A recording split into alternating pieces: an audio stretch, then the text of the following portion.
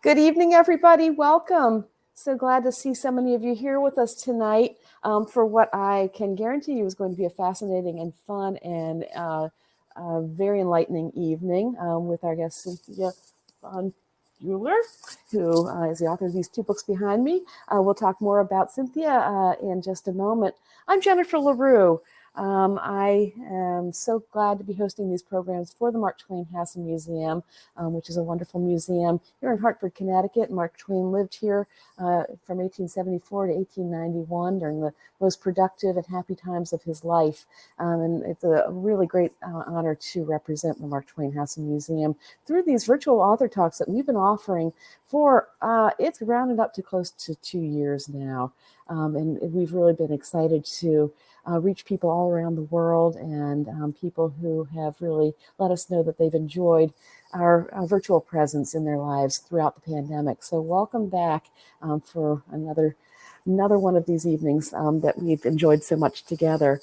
I have a little bit of housekeeping to do before I introduce our guests. I'll try to keep it brief. First of all, I see that you're already saying hi in the chat. Please continue to chat away throughout the program. That's part of the fun of the virtual programs.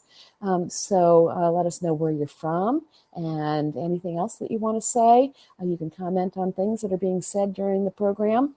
However, we are going to have a Q&A session toward the end of the program. And rather than post your question for either Cynthia or Jacques in the chat, if I could ask you to please put it in the Ask a Question section, which is at the bottom middle of the screen there, that'll make it a lot easier to manage that part of the program and make it a lot more likely that your particular question will be seen and answered.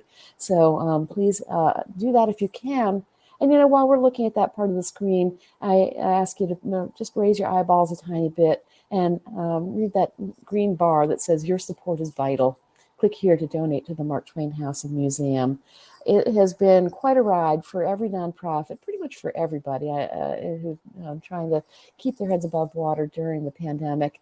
The Mark Twain House has done a really good job of staying afloat and staying open to the public for as often as it possibly can safely. The museum is open for tours again after a brief post-New Year's closing. And the guided house tour is actually the main source of revenue for the Mark Twain House. People, I'm not sure, know that.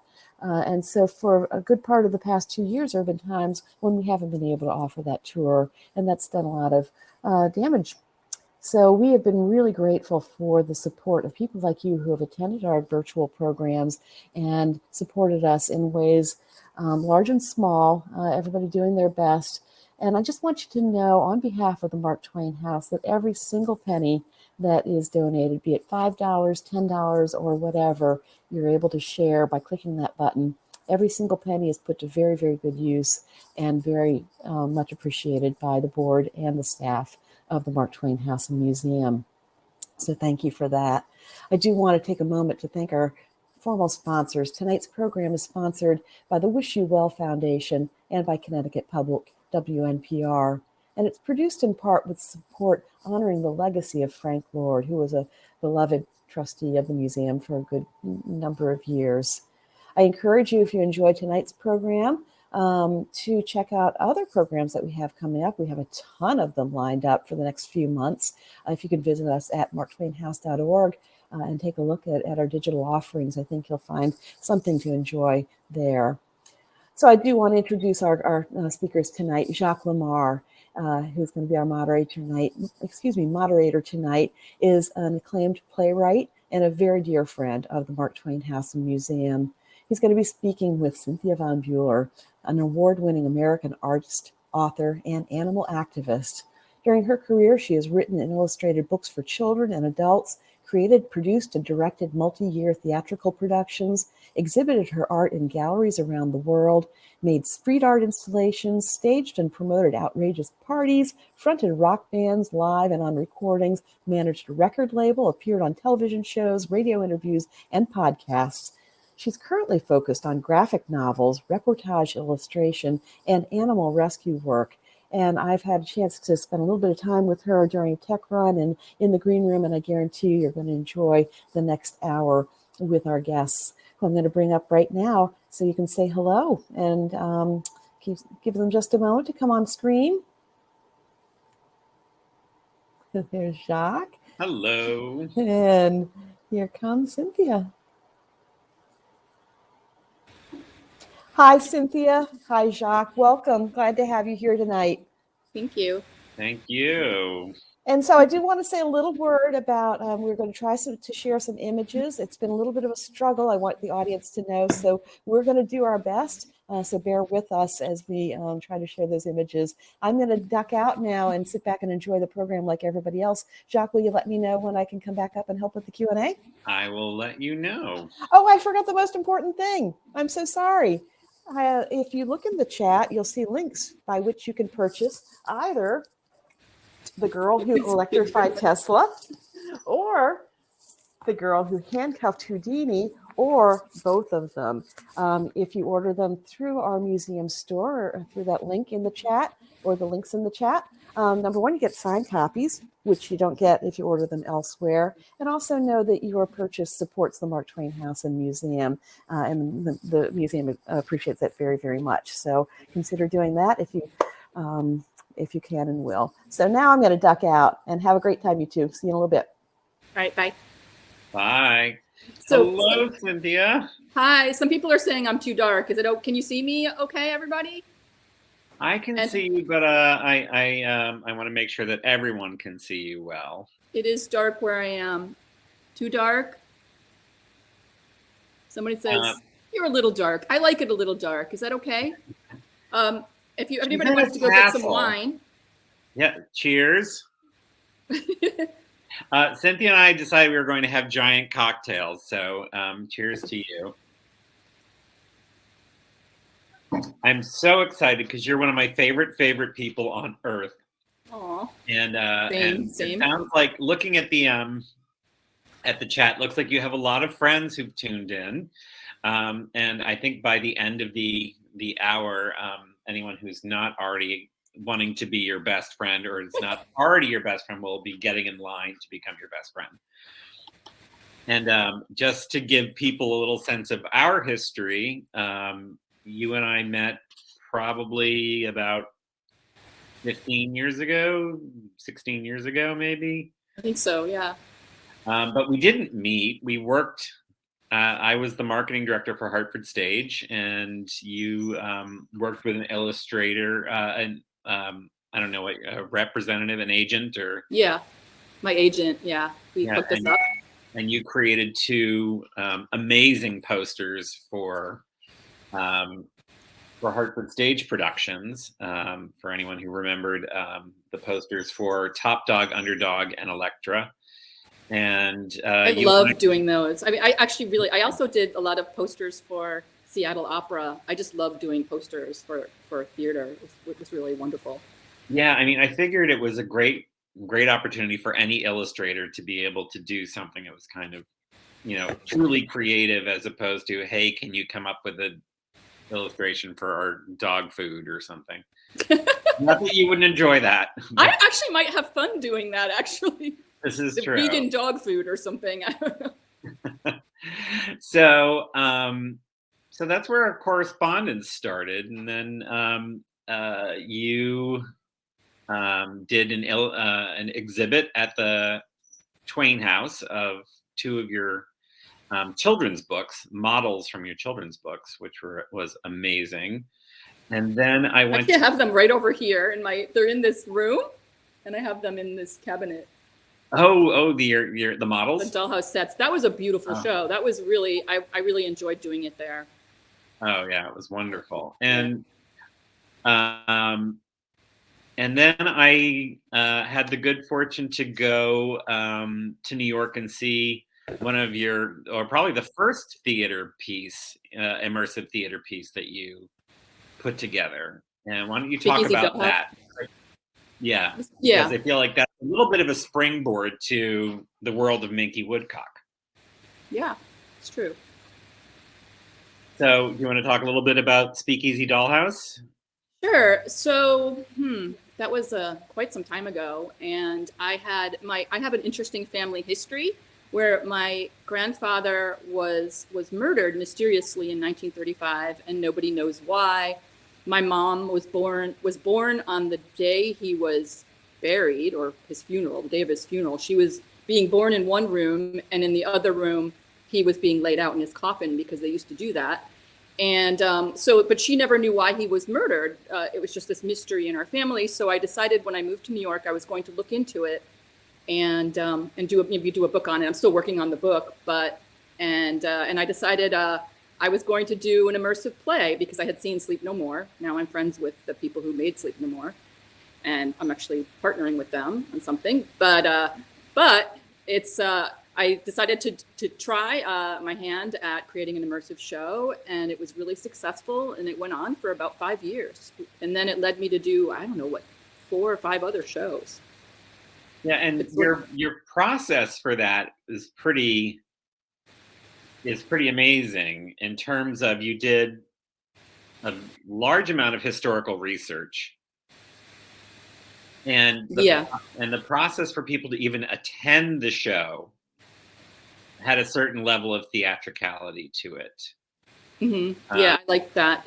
Well, we would send them emails, which were kind of with evidence and things like that. But the show I'm doing right now, called The Illuminati Ball, we're actually doing it on April 9th. If you go to theilluminatiball.com, you can apply to get to be accepted to buy tickets.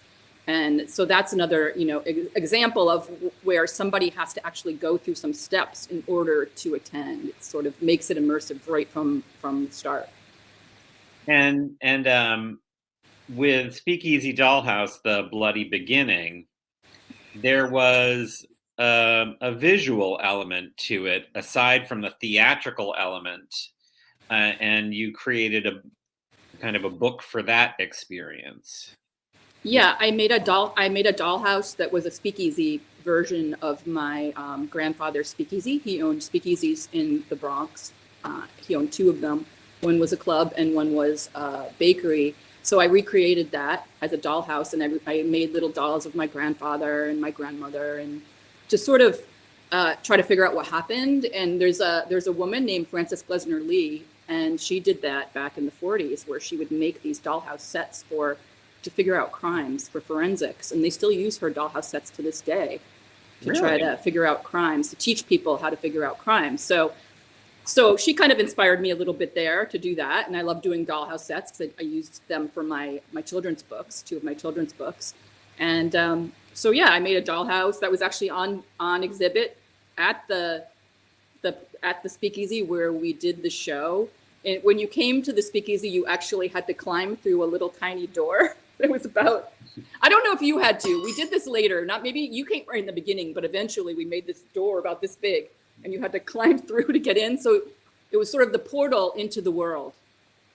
Yeah, and I loved how you involved the audience in it as well, in terms of I showed up and I was amazed at how many people were already decked out in 20s wear. Yeah. And the fact that the play was not a play in a linear fashion, and that things were happening all over the place. And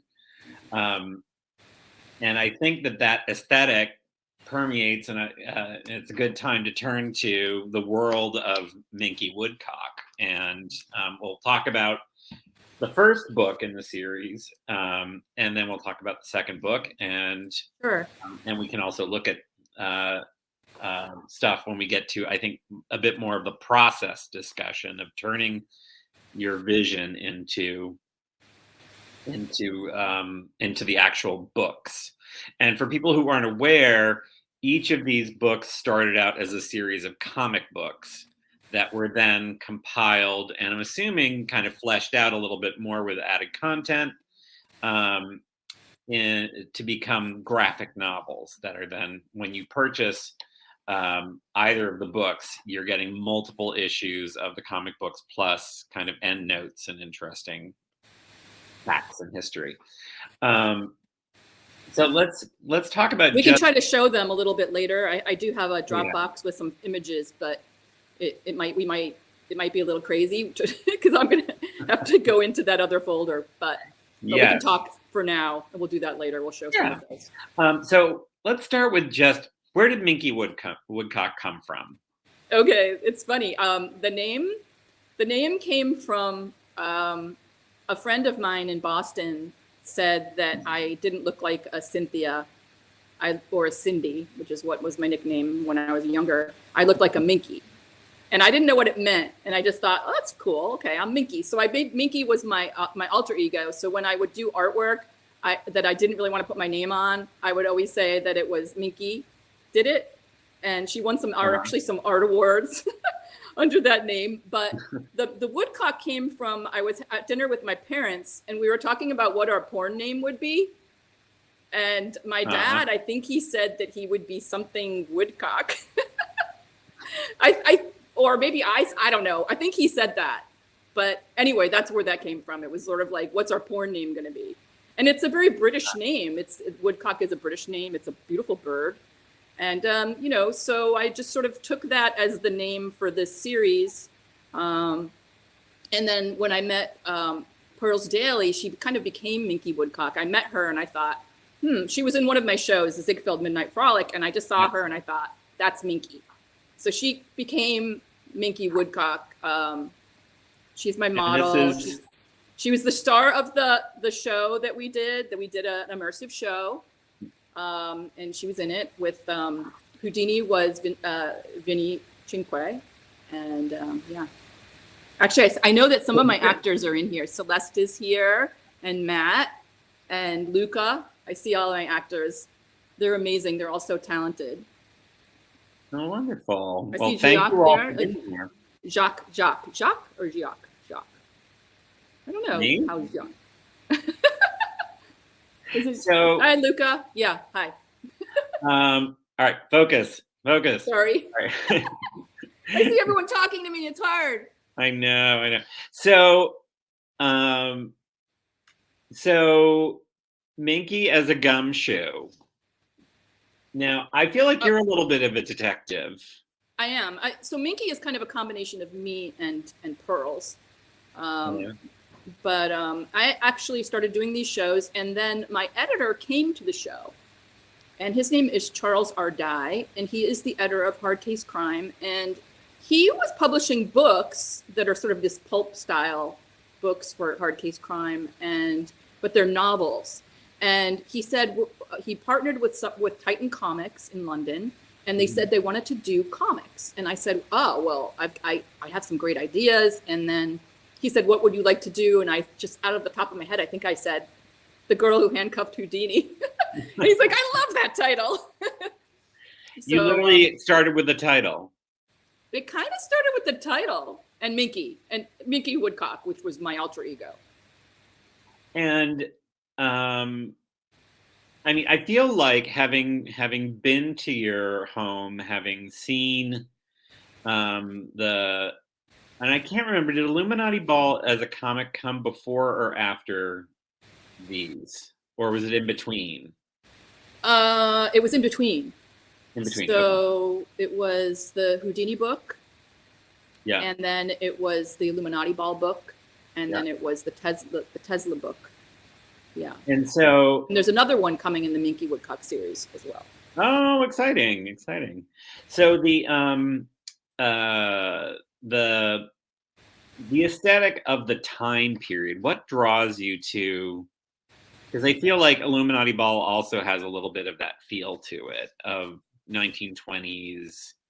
The Illuminati Ball is more timeless. The original Illuminati Ball was in the 70s. It was the Rothschilds. They had a crazy surrealist party with Salvador Dali was there, but that one's sort of timeless. But for these, yes, they're very 20s. I love that period. It's the period my grandfather was active with his speakeasies, and I actually kind of look 20s. Like I have a sort of very 20s face. Yeah. I have a 20s haircut, 20s face. I don't know. I just like the 20s. But I like all different periods of history. Like I'm one of those people. I just got BritBox on. BritBox. It's sort of like the Netflix of all British shows. Oh, really? Yes, because I'm such an Anglophile and I love everything British. So I love all of the BBC, masterpiece type shows. Yeah. And are you watching Gilded Age, by the way? I'm not yet. But is that like whose novels is that based on? Anybody's? Because I like Edith Wharton, and she was really the Gilded Age. When I think of New York, it's New York, right? Yeah, I mean, it's like channeling Henry James and and Edith Wharton, of course. Like Wharton, I loved Edith Wharton, but it's not based on either of their work per se. And Mark Twain coined the phrase Gilded Age. It was the first title. Oh yeah, we need to mention Mark Twain. His first novel was called The Gilded Age. He co-wrote it with Charles Dudley Warner, and so the show has nothing to do with Mark Twain yet. We're hoping. But as Jack says in the chat, Julian Fellows, who did Downton Abbey, did the series, and so it's writing the series. But so now, were you into kind of like the detective mystery genre, or is that something you kind of jumped into with this? I'm not. Like, I was never really into that. Of course, I read Nancy Drew and things like that when I was little, but I loved Encyclopedia Brown.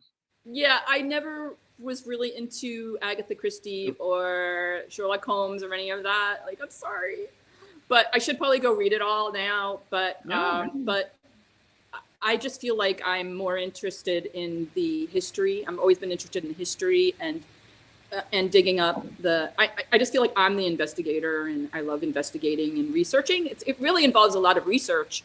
And later I'd like to show some images about my evidence, like things that I found out that really people don't know, that, you know, what happened with Houdini when he died. Like, there's some really interesting things I dug up. I really get into doing the research. So let's talk about that. And I don't know if you want to bring up those visuals yet, but I'm sorry, Jack. both books are really fascinating in that they intersect your fictional creation of Minky Woodcock with real people, and she gets very involved, sometimes physically involved, but very involved with these famous characters. And what, was that something that you wanted to set out to do rather than creating a whole story out of nothing? Because these are very fact-based stories, even though they're fiction.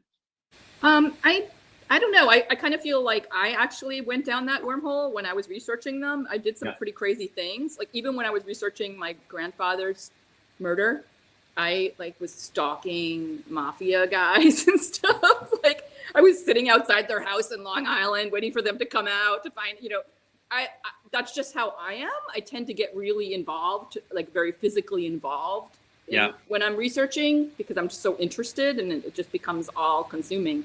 So so that's just the way I do it. And I assume how Pearls would do it too.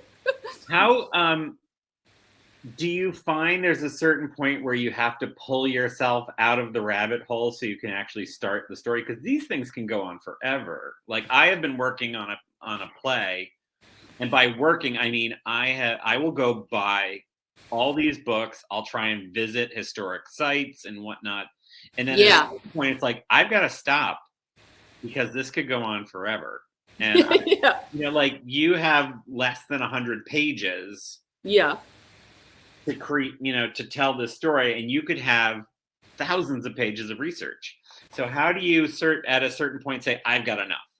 I'm very focused on what I'm going to choose and what I'm interested in. I'm really interested in the really weird facts, the bizarre things that are sort of like, oh my God, I don't believe that's real. That can't be real. Yeah. And it's and then bringing those to the table and really using those. I'm looking for these weird facts that are so, like, when you're watching a film and you see something and you think, oh, wait, that can't be real. And then you go and Google it and you find out, wow, it is real. And it just makes it's like magic realism. It's like magic, but it's real, right? Because it's so bizarre. And that's what I'm always looking for. So I really focus on those types of facts and those types of things to focus on, like Marjorie Crandon, this woman who was the was like the nemesis of Harry Houdini. Like she really did have these weird hands coming out of her vagina and stuff like that. It's like back then, like this is like the 20s. Like she would do her seances naked. I didn't put that in there because it was titillating. I did it because it was real. She did that. And I actually met her granddaughter. Now I'm friends with her granddaughter. Isn't that amazing? That is amazing. Yeah. So Let's I just talk very, very obliquely so everyone who hasn't read the book knows the general thrust of the Girl Who Handcuffed Houdini is. Okay, so Houdini died, and it was a little mysterious. He was punched in Canada, and people don't know did he die from being punched? It was a few days after that, about a week after that, and or was it something suspicious because all of these spiritualists wanted to kill him? He was before his shows, or actually after his shows, he would debunk them. He would put out pamphlets, print whole books, like debunking Marjorie, like this is how she does her tricks. Because back then people really believed in spiritualism and they believed in these mediums and seances because everyone was dying all the time. Like they died very frequently back then. Yeah. It was like we have much more longevity, and like children would die, and so they just wanted to talk to the dead. And he did too, because his mother died and he wanted to talk to the dead. And then he became friends with Arthur Conan Doyle, and then Arthur Conan Doyle's wife did this trick on him, which was fake, and he found out. Like she did this automatic writing, and she put a cross on it, and like your mother, misses you. When he was Jewish, and he's like, my mother never would have drawn a cross. She was Jewish, so and he was just so angry about that, and that kind of led him to want to debunk this. So he went to the Supreme Court to try to make this illegal, to make these people illegal, and he put out books, and then before and after his shows, he would put on these where he would explain how they did their tricks. And his tricks were so good that nobody knew how he did them. But he said they were tricks. He wasn't doing spiritualism. He was a magician. And that was the difference. And so they even said they wanted to kill him. They were all out to get him. And then there was some really interesting things. Like when he was in the hospital, somebody came and gave him a serum. And nobody knows about the serum, but I have some articles that show serum didn't work. He was given a serum. What serum? What did they give him? Like, was this something that someone just showed up and they wanted to off him? So this is the fun stuff that you get to, as a fiction writer, to take the facts and say, all right, I'm going to create a plausible narrative for this. Yes. Yeah. So then I sort of think in my head, like, well, if this had happened, maybe that would happen. I put all of the evidence in the books and the plays. And then when people come and see it, they can make their own decision. I never say Houdini was killed. I say, these are the things that happened. Was he killed? I think he might have been. Maybe he wasn't. But you decide. Yeah. Same with my grandfather. I know he was killed, but why was he killed? Yeah. So let's look at some of the evidence that you used or research that you used for Houdini. You want me to pull it up? I don't know that we have any for Tesla. Sure. This will be the big question, whether or not we can make this work. All right, so we should warn everybody that I don't know what I'm doing here. Jennifer just texted me and said that I think she might be able to do it. She says, I think I can share the images. Jennifer, do you want to try it before Cynthia does? We'll see if they magically appear. Aha! She did. Okay. Right. You just tell her when you want something to it. Okay, so this is the pamphlet that Houdini made, and he was sort of debunking Marjorie. Her name, Marjorie. Her name was Crandon, was her real name, but she went by the name Marjorie. And he made. You can go to the next one, and if you can see, these are some of the pictures. Oh, go back. He actually even had an illustrator make drawings showing how she did her crime. He considered them crimes, but how she did her tricks. She said it was real, but he knew they were fake, and people believed it. Like even Arthur Conan Doyle believed it. If you want to go to the next one.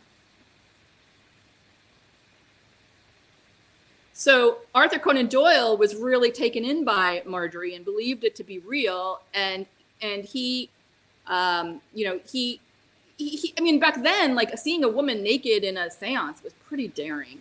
It's pretty distracting, you know, like, so I think he maybe really believed it, which is really bizarre because Sherlock Holmes is not the kind of person who would have been taken in by that.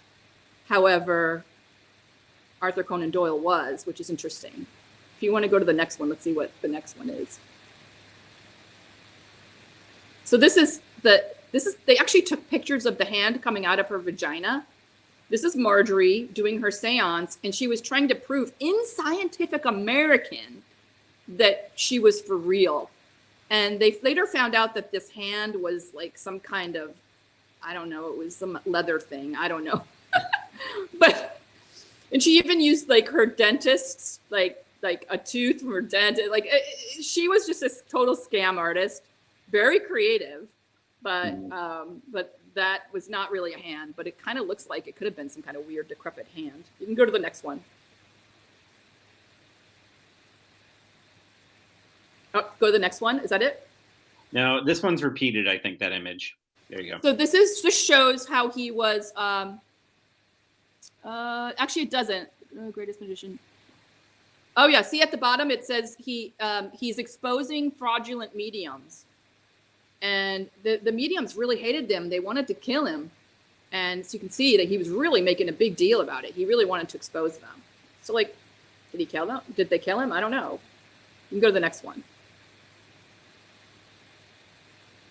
The hand again. You can go to the next one. We don't need to see that. There she is with her hand again. The hand was supposedly her little brother was coming out of her vagina. All right, so this is important, even though it's a small image. This is like, he's dead, serum fails. So what I discovered was somebody came in, some doctor who we can't figure out who it was, came in and gave him some mysterious serum. And rather than help him, he died right after that. Was it poison?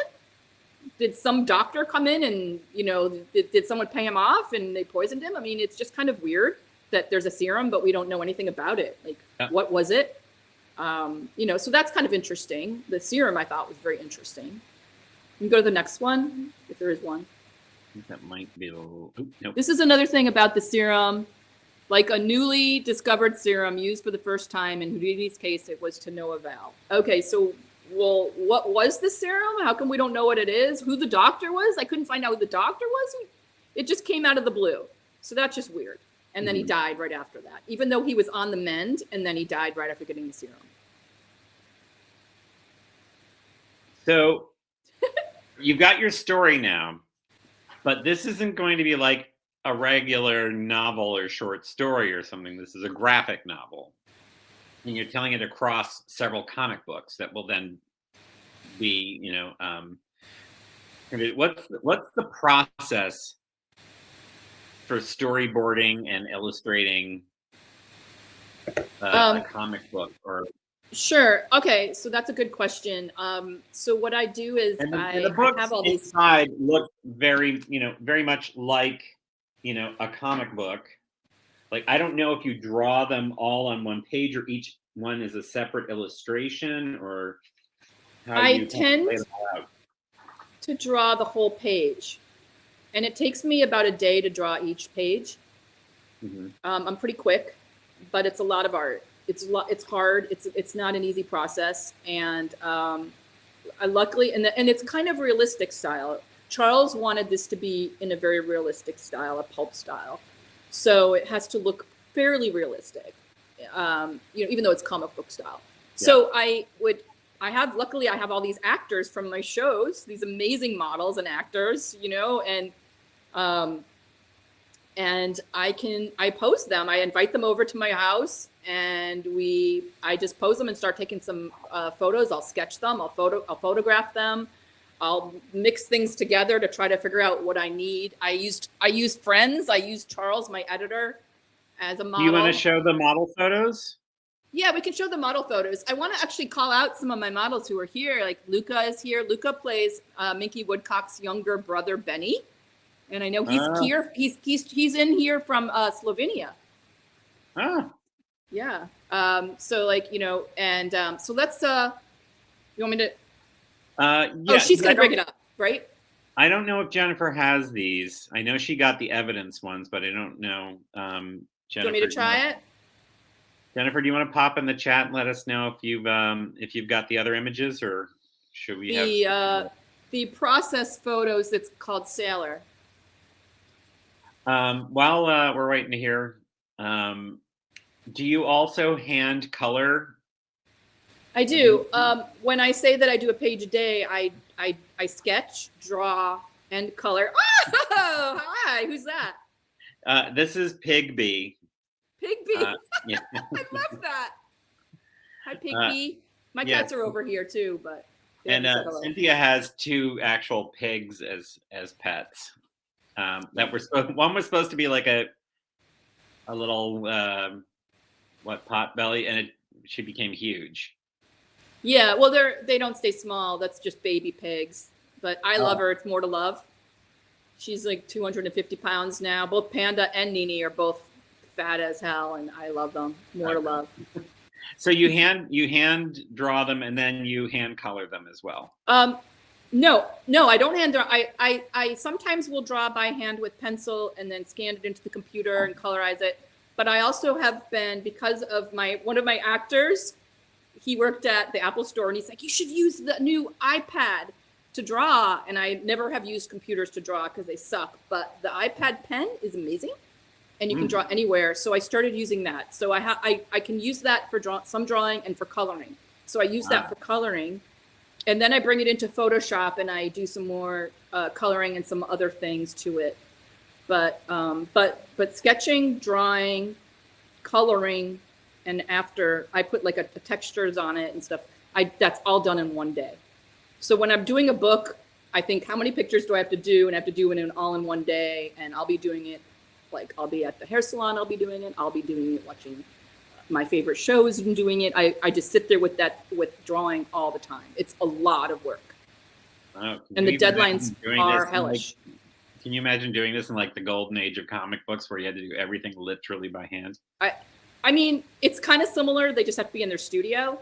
Yeah. And they didn't have such good use of photography, so they often had to just use real models in the studio, which I think that would be hard because I do use models, but I also take photos too. Sometimes I'll draw them, but sometimes I will draw my own hand. Like a lot of the time I'll just be like, oh, damn, I need a hand. And I'll just draw my hand. My husband is in the book as so many people. My partner in theater, PJ Mead, she's like half the characters in the book. So do you want to try to show some of those pictures? Is she back? That's another, let's see, which file? There's many covers and pages from book plus 5 separate images. Tell her to go to process sailors. Yeah. Process sailors. And another thing that's weird is that PJ and I worked together before she ended up going to work with you. That is really bizarre. I mean, This is a small world, right? It is a very small world. It is a very small world. I guess all of us crazy people, we kind of end up together. All right, looks like maybe we have sailors. Okay, yeah. So, yep. Okay, so this is PJ, and she's my partner for theater. That's her boyfriend her husband on the left, and just another actor on the right. And Pearls had to go home, so I just made PJ wear the dress, and I was just posing her for the drawings. If you want to go forward. We can see you in the back too. I'm in the back taking pictures. And so there's PJ like kicking. I needed the pose of the kicking. It's like, sometimes these very, very action poses you really need to draw from reference. So like, so if you want to keep going.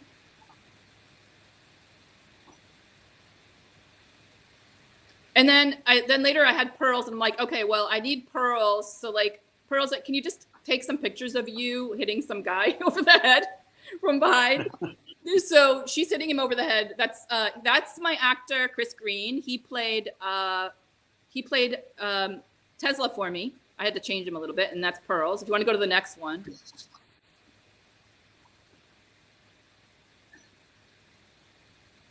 This is the black and white version. So the first thing I do is I draw it all in black and white. So you can see some of those things. I change a lot, but I like the angle of the leg, and I like different characters. And I had somebody who donated to my Kickstarter, and I made him the sailor on the left.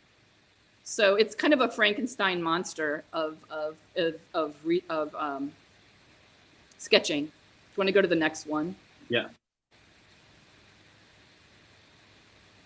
And there's like, so that's the actual page. And I really love getting in like light, like the lights when it's glowing light, and the texture of the face and the redness of the face and things like that. I really enjoyed that. But it was very important for me these are JP Morgan's sons, and I wanted it to be the same boat that they would have had. So this is what's called a John B. schooner.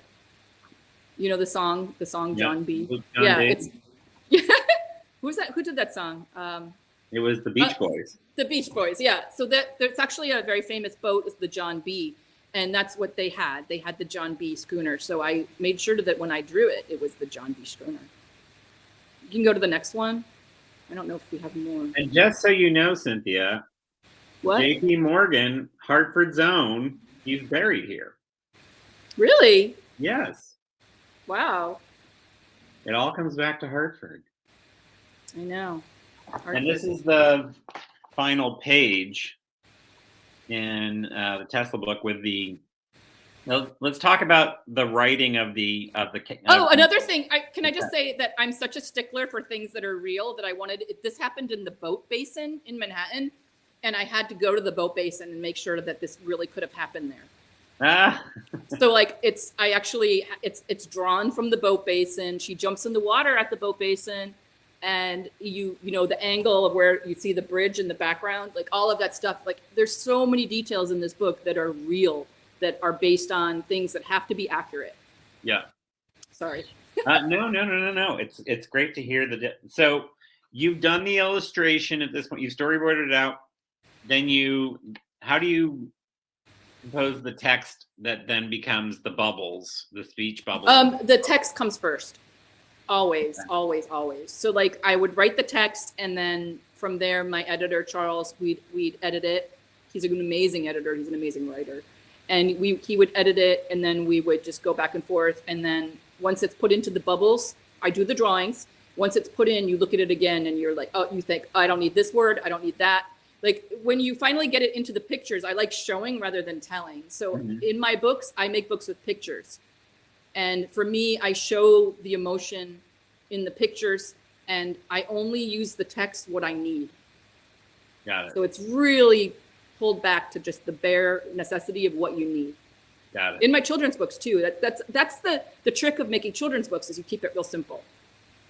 You have to remember that when we write our children's book together that we're working on. Yes, I love that we're working on it. We haven't started yet. No, but we will. So. So start to finish, how long does it take you?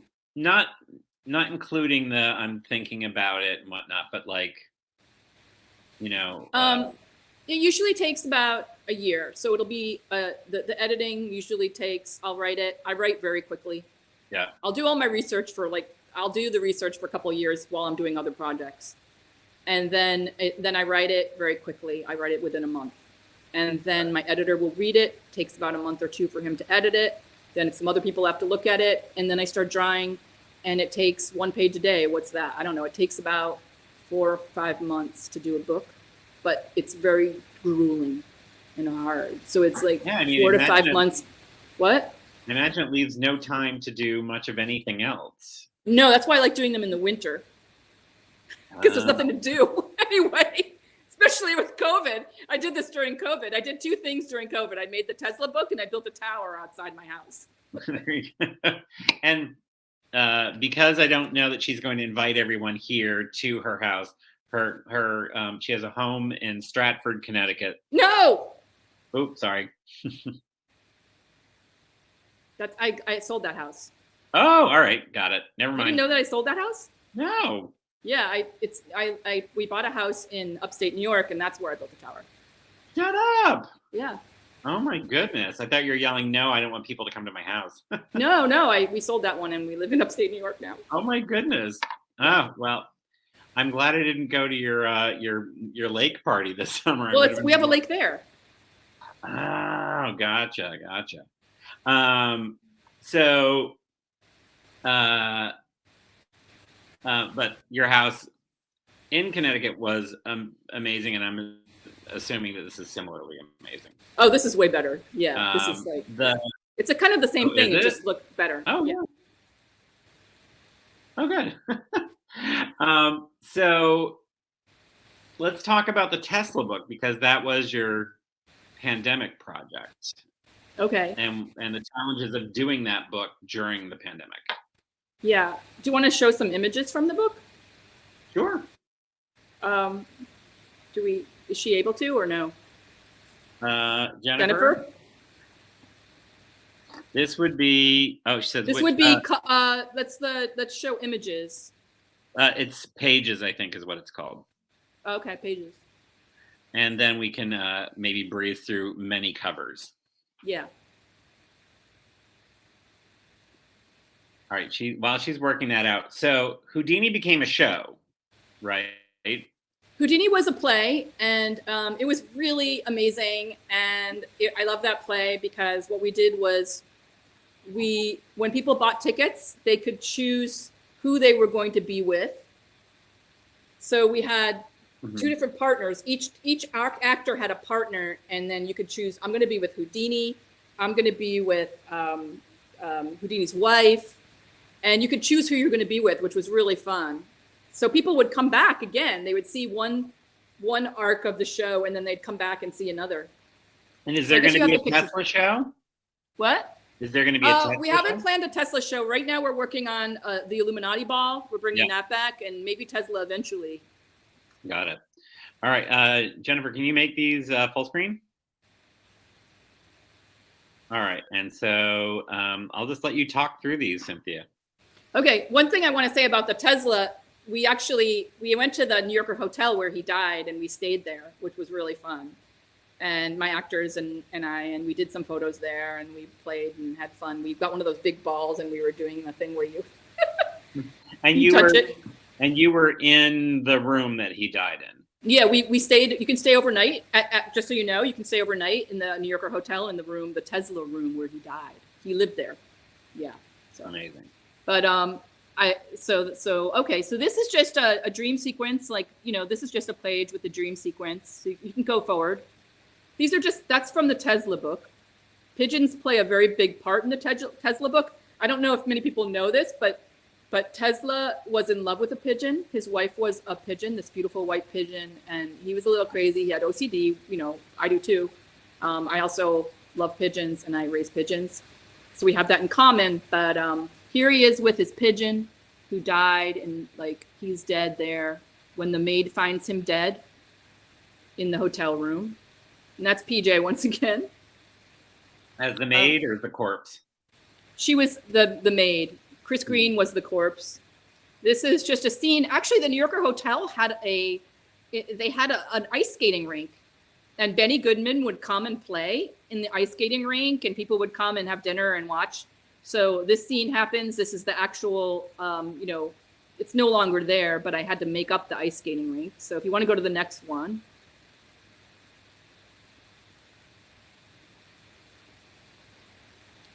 This is a flashback to Mickey's mother and how her mother dies. Her mother dies is sort of the B story. Her father was cheating on the mother, and there's this whole backstory about Mickey's mother drowning, and that's what this part is from. But I like drawing the water in this kind of style.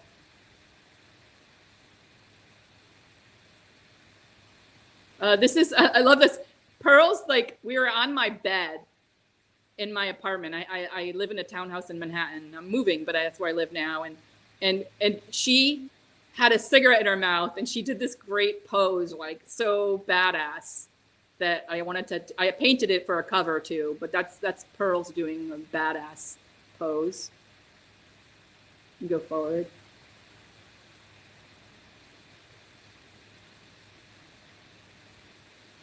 Oh, this is a kind of a depressing scene. So she has sex with a Nazi, and she's really upset about it.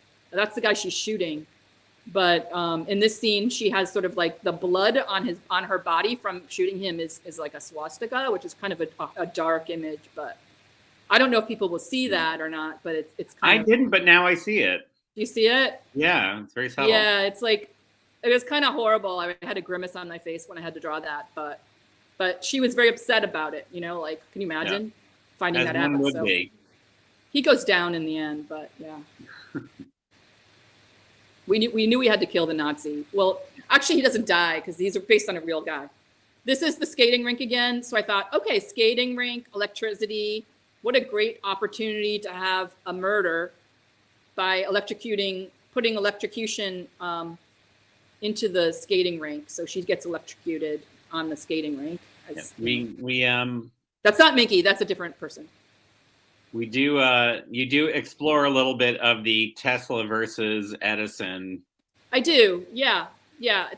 Edison is dead by this time, but yes, Edison. I hate that guy. Like he electrocuted horses and dogs to make Tesla look bad. He was a total asshole. So I hate him. Oh, this is Josephine Baker makes the role. She partners with Minky in the book. So she was a spy. I don't know if everyone knows. This is another piece of bizarre information that Josephine Baker was a spy at the same time that Minky was a spy. So I decided to have them partner. And this is the Nazi. This is an actual shop in the Upper East Side of Yorkville. And he's, and those are some people who gave to a Kickstarter I did. They're in the background. He plays, they play the shopkeepers. Hilarious. But, yeah, but I love that scene because she's really badass. This is another dream sequence with water and, just showing about her mother because her mother drowned. So she's very obsessed with her mother. Gorgeous.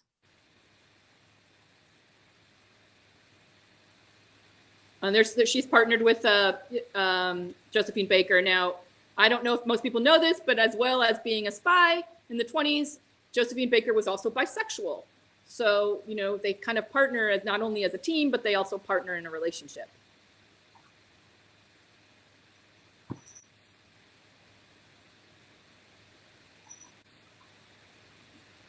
This is just him showing her how the electricity works. We should probably, because we're running late on time here, and I want to make sure that we get to people's questions. Yeah, we can move forward. Why don't we jump out of these pictures? There we go. And I know that we have a bunch of folders for covers, but do you have the covers handy like you did the other day? Covers, if anybody wants to see covers or evidence, it's all on the Minky Woodcock website. Okay. So if you go to minkywoodcock.com, you can get to the website and see different covers that we've hired. People like Dean Haspiel made beautiful covers for both of them. David Mack made beautiful covers for both of them. The cover that is the hardcover cover of the book, the Tesla book, was done by Robert McGinnis, who did all of the posters for James Bond and Breakfast at Tiffany's. He's about 100 years old now, but he did all the pulp covers that are famous that you see in books. He's an amazing man, amazingly talented. All right, Jennifer, why don't we have you come back on screen? We could. I'm running out of wine. I know, I'm almost at the bottom here. I'm at the dregs. Well, that was awesome and fascinating and riveting, and I don't want it to end. So go get more beverages, and we'll just keep talking all night. There you go. Right? Thank you so much, and I'm sorry for the kind of herky-jerky. No, that was great. It worked out fine, I think. It worked out great. Yes. Good. So some of the questions from the audience, and thank you, audience, for your great questions, have to do with your writing process and so forth, and inspiration. So what was the inspiration for this series, and do you have new storylines in the works? And that's for the Tesla one, it was actually, I was going to do a totally different story. I did a play called Ziegfeld Midnight Frolic, and we did it in Old Broadway Theater, and I was going to do that one, but my publisher, Nick, he at Titan, not Charles, he said, I love Tesla, and he's so interesting, and you should look up Tesla. And I thought, okay, I'll look up Tesla, but I want to make sure that there's a story there. And then when I found out that he was in love with a pigeon and that he was married to a pigeon, I was just like, okay, but no problem. I will do one on Tesla. And then I found out all this information about him, and it was fascinating, and I love it. So that's and where he was friends with Mark Twain, right? He was friends with Mark. Oh, tell the Mark Twain story. Do you want me to tell it, or do you want to tell it? I'm not sure if it's the same story. Why don't you tell it? Okay, so the interesting thing about Mark Twain and Tesla, they were friends, and Mark Twain went to Tesla's lab, and he was doing like touching some of the electrical equipment, like, and it was giving him this sort of like, you know, and then he was dealing with constipation. He was suffering from constipation at the time. And it helped him like relieve himself. So he had to run out of the room and go to the bathroom. But he was like, wow, this really helped me. Yeah, no, he shit himself. Do you know that story? Yeah. Although it wasn't, I don't know that it was there was some disc that he stood on that vibrated or shook or something. Well, it was electricity, but it was like something that he was touching. Yeah. And so, yes, he browned his whites, as we say. That was not a story that I knew. I'm glad to know that. But that is when you look up Tesla and Twain, that's the story that comes up every time. It's well, true. Thank you. And I'm sorry.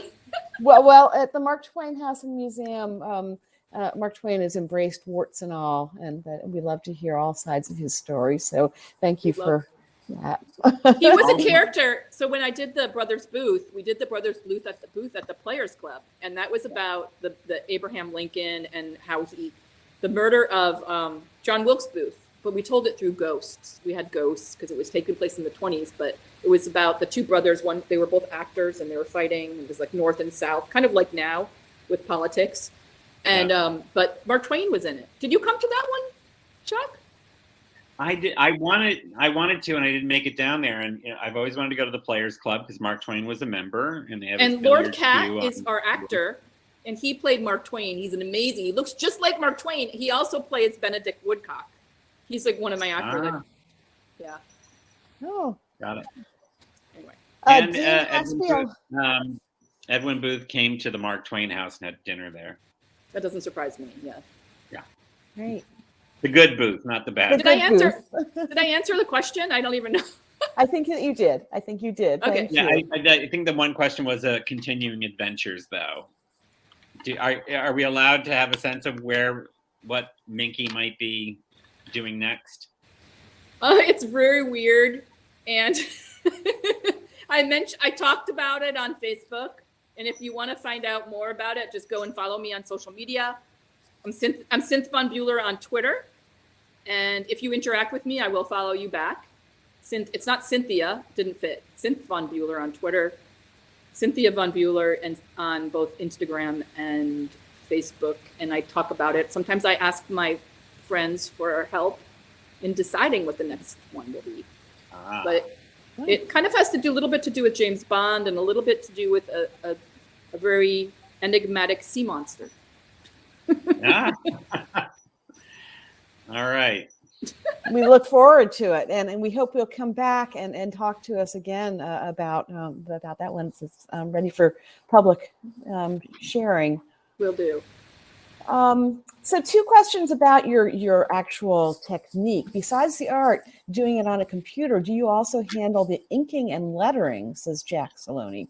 No, I don't. I don't do the lettering. I mean, inking, as far as the inking of the pages, the drawings I do, but I don't do the lettering. They hire someone to do the lettering, and usually it's a different person each time. I do a little. So if there's certain pages, like the first page of the Houdini book, it's got the typewriter. I did that because it's kind of part of the art. So I will do anything that looks like it's part of the art, I do. But when it comes to actually putting all that stuff in boxes, it's too mathematical for me, and they hire people who know how to do that better than me. And they hate me because when I do the drawings, I never leave them enough room. But they don't realize when I do the drawings, I mean they can go over things. But they don't realize that. They don't want to cover things up. And I'm always saying, just go over the stuff. It doesn't matter. It's just background. So. Seems like there ought to be a way to make that explicit and agreed upon, but we'll leave that to. I need to improve my. I am. They kind of hate me. I need to. Oh, I can't imagine that. Can't imagine that. I'm sure they they're possibly hate you. I can't imagine, and I'm sure they're proud to be working on your books. So, another question: is there a certain program you use on the iPad for drawing? I use Sketch. And it's I think it's called Sketch, like Adobe Sketch. That's what I use. But there's so many great ones. I need to explore other ones. Like there's many good ones. There's some great ones for painting, and I just need to explore them. I just use Sketch because it's the one that came with it, and I just use it. But fair enough. But there's a lot to explore, and I really love the pen. It's amazing. It really feels like a pencil to me in my hand. So it really does feel. And I am a real stickler for using real medium. Like when I do these sculptures and these paintings, I use real birds flying throughout. And like, as you know, Jacques, I made real dollhouse sets when I made the poster for you. And but it's really come pretty far, and it's kind of beautiful because you can also record your drawing. So I made a video recently. It's on my Twitter page where you can see me drawing, because it not your hand, but it shows your process as you're drawing. It records it. Every drawing you do in this program, it records it, which is really kind of amazing. That is amazing. That'd be fun. Yeah. What's your Twitter handle? It's Cynth von Buhler. It's CYNTH von VON Buhler BUHLER. So it's Cynth von Buhler. Cynthia von Buhler didn't fit. Did you tell us that already and I missed it? I'm sorry because it's okay. It's good to repeat it. Yeah. There you go. And another question: which illustrators inspired the style of the Minky series? Are there? Well, all the pulp artists from that time period. Robert McGinnis was a big one. We didn't get to show the cover that I wanted to show, but I did a cover that was kind of I was looking at his work and I was like, oh, I'm just going to make a painting that looks like his. And so I'd say Robert McGinnis was a very big inspiration to me. And I have so many amazing, talented friends who are illustrators, and I'm always like looking at their work. Actually, my friend Anita Kuntz is on here. She said she was watching, and she's like this amazingly talented person who inspired me in college. Oh wow! And she was on listening before. I don't know if she's still here, but anyway. So, but yes. So I'd say a lot of the old pulp artists really inspired this. Do you feel like you are paying homage to them and carrying on the tradition? And is that something that's important to you? Well, I do. I can draw in all different styles. So I really like doing Renaissance styles, and I can really create any style of art. I feel very confident with that. And so I tend to let the work speak for itself. When I move into a new house, I let the house tell me how it wants to be decorated. And when I have a book, it tells me how it wants to be drawn. So, I'm working on a new children's book, a middle grade book, and it's very different style. It's done with pencil. And the author is also a pencil. So it's written by Cynthia von Buhler and for pencil. Wow. When make me expect to see that? Well, that's called Forstina. And hopefully in the next few years, you might be seeing it in some very interesting places. And do you want to talk any more? I mean, we've been focusing on these books, but do you want to talk any more about your writing for children and young readers? Well, I love writing for both. I love working on both for adults and for children. I just want to draw pictures I want to make books with pictures. But I do particularly like doing things for children because it can affect the world and it affects the minds of children when they're growing up. So when they're older, these things stay with them. Like all my favorite books when I was a child, like they kind of stick with you. Or also films that you see when you're a child, like Chitty Chitty Bang Bang really stick with me. Like these things stick with you. And then later on when you don't even know that it's there, but it helps you make your decisions in the world. And I think we really need a lot more of that because the world is kind of going down the toilet. So we really need to sort of focus on the children and get them starting to think about climate and animals and nature and all of these things that are really important, that if we don't pay attention, they're really, it's going to be a big problem. You know, that's why I've been doing these, you know, going and I went to Australia and during the fires, right after the fires, and I was drawing the situation with the koalas. You know, that animals and nature are very important to me. Well, hey, I just saw that Dean is here. Dean, I see Dean was saying hello. Dean, we were going to show his cover, but we didn't get to show his cover. Can we show some of the other covers? Here we go. Let me see what I can do here. Give me a sec, okay? So one of the last things we wanted to show were some of the other covers. People don't realize this, but when you do a comic, they do all these covers. So you have 4 episodes that come out. And then for each one, they hire 4 different artists. So I do one, and then other artists do them. And then they do the hardcover. So it's really kind of interesting when other people can sort of make these variant covers that, you know, that show my characters. And I hope you can show it. So, okay, so this is a picture this is Robert McGuinness. And Robert McGuinness is a very famous artist. He's about 100 now. But he did all of the James Bond covers, and he did the Breakfast at Tiffany poster. So so very, very interesting, very talented guy. He's partial to brunettes. So even though Minky's a redhead, there is a redhead in the picture on the wall. Nice Neil Gaiman quote there too, I have to say. So I was seduced by Cynthia's art. She's a wonder. Oh, that's Neil Gaiman. Neil Gaiman is an amazing, amazing person.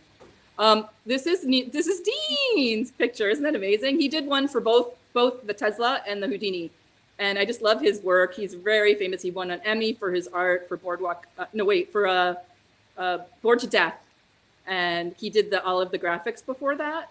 So yeah, he's an amazing talent.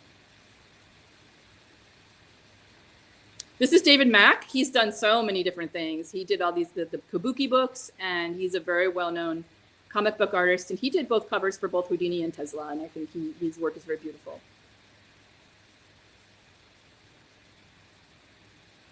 This is the one I did. Can you zoom in or no? I was doing this. I wanted to make it look like a Robert McGuinness painting. So I was trying to kind of copy the Robert McGuinness style. I think if you hit the little plus, Jennifer. There you go. It's a little blurry, but you can see I was trying to copy that kind of like pulpy style. This is just the front and back cover of the Houdini book.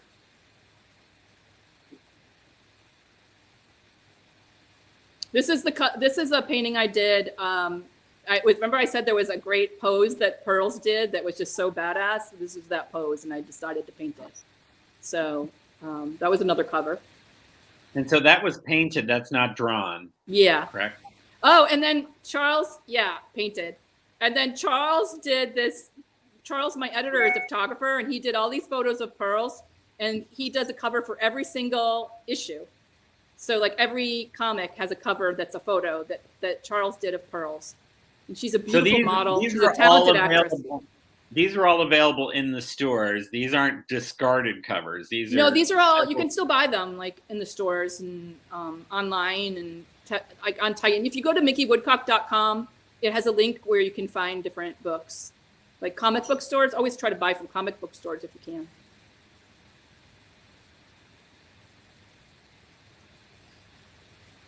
This was, I think it's still zoomed in maybe, but can you zoom back out? That's the Robert McGuinness, one of the Robert McGuinness covers. Oh, okay. Its stuff is very sexy, but it's the thing I like about his work. It's very powerful women. Like he even though they're naked, they are powerful women, and he is a foot fetish for sure. You can keep. I think that's it, right? Is there more? It really is an honor to have all these people do covers. I just love it. Like it's kind of fun because I started as an illustrator. And so it's just, I love seeing other illustrators interpret my work. It's really interesting. Well, my goodness, it's already 10 after 8, and we could keep talking all evening. Cynthia, thank you for joining us. It's been a fascinating evening, and you've been so generous with your thoughts and experience. And Jacques, thank you for your, as ever, excellent hosting duties or moderating duties. And I hope we can bring you both back together for the next one. I would love that. Yeah, I love it. I love the museum is beautiful, and everyone should go check it out if you get to Hartford.